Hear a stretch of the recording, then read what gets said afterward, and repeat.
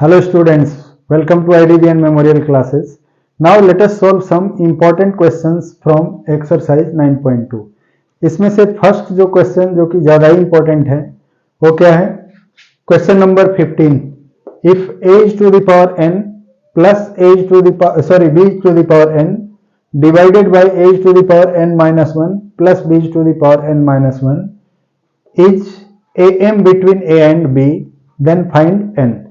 यानी ये given term जो है ए और बी के बीच अर्थमेटिक मीन है, तो n की वैल्यू क्या होगी वो निकालना है. ठीक है, सो लेट अस सी कैसे निकालेंगे. यहां सिंस वी नो, क्या हम जानते हैं that A M between arithmetic mean between A and B is, A और बी के बीच का अर्थमेटिक मीन क्या होता है? a plus b by two. So we know that A M between A and b equal to a plus b by two. ठीक है, now यहां given है कि this term is A M between A and b. So hence क्या हो जाएगा? Hence as given, जैसा कि गिवन है a to the power n plus b to the power n divided by a to the power n minus 1 plus b to the power n minus 1 equal to a plus b by 2 है. ठीक है, यहां तक कोई दिक्कत नहीं है. इसका m यदि डायरेक्टली निकालेंगे तो a plus b by 2 होगा, और यहां गिवन है कि a to the power n plus b to the power n divided by a to the power n minus 1 plus b to the power n minus 1 है.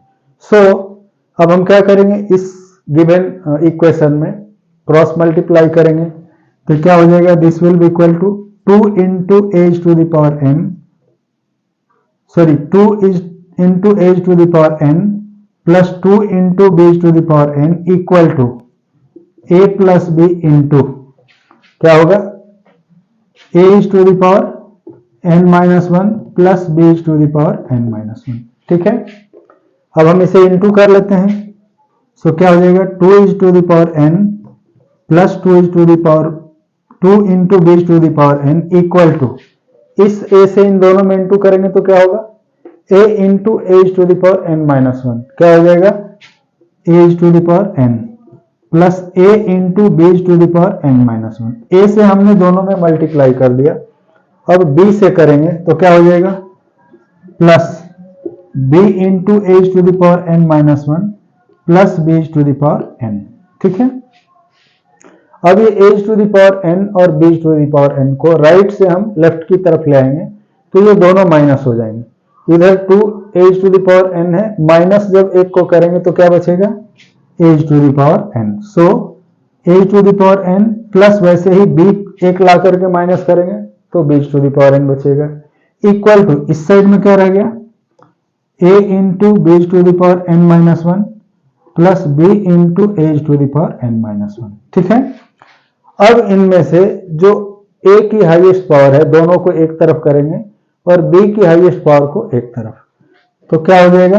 और एज to the power n minus b into as to the power n minus 1. a के जो दोनों highest power है एक तरफ कर लिए, उसी तरह हाईएस्ट पावर b वाले को एक तरफ करेंगे तो हो जाएगा a into B to the power n minus 1 minus B to the power n.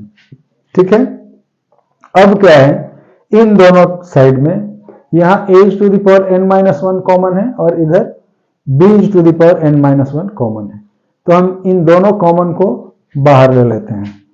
फिर क्या बचेगा? a to the power n minus 1, इस a में से हमने a to the power n से a to the power n minus 1 बाहर ले लिया तो एक a यहां बच जाएगा और यहां b बच जाएगा.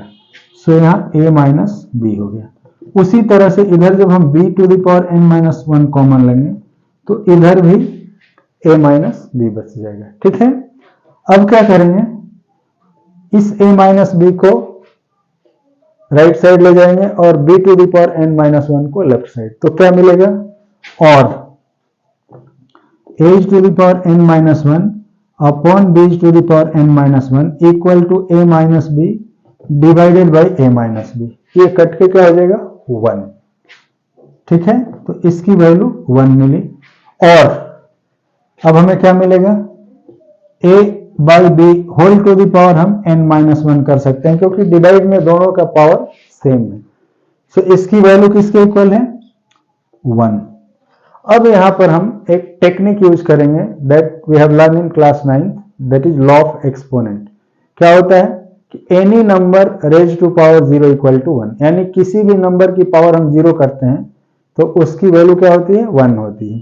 तो यहां पर a by B is to, इस 1 के बदले में हम क्या लिखेंगे, that is a by B is to the power 0। इसकी भी वैल्यू 1 होगी, बट इससे हमें क्या मिलेगा, यहाँ दो नंबर्स हैं a by B is to the power n-1 और दूसरा है इक्वल में a by B is to the power 0। इन दोनों को कंपेयर करेंगे तो हमें क्या मिलेगा, हेंस बाई कंपेयरिंग, कंपेयर करने पर क्या मिलेगा, n-1 इक्वल टू 0 और n इक्वल टू 1। ठीक है, hence value of n is equal to 1। ठीक है, तो आया समझ में, लिख लेते हैं hence value of n is equal to 1। ठीक है, इसे नोट करो, इंपॉर्टेंट क्वेश्चन है, इसे एक दो बार रिवाइज जरूर करना क्योंकि एग्जाम में भी पूछा जाता है। Okay, bye.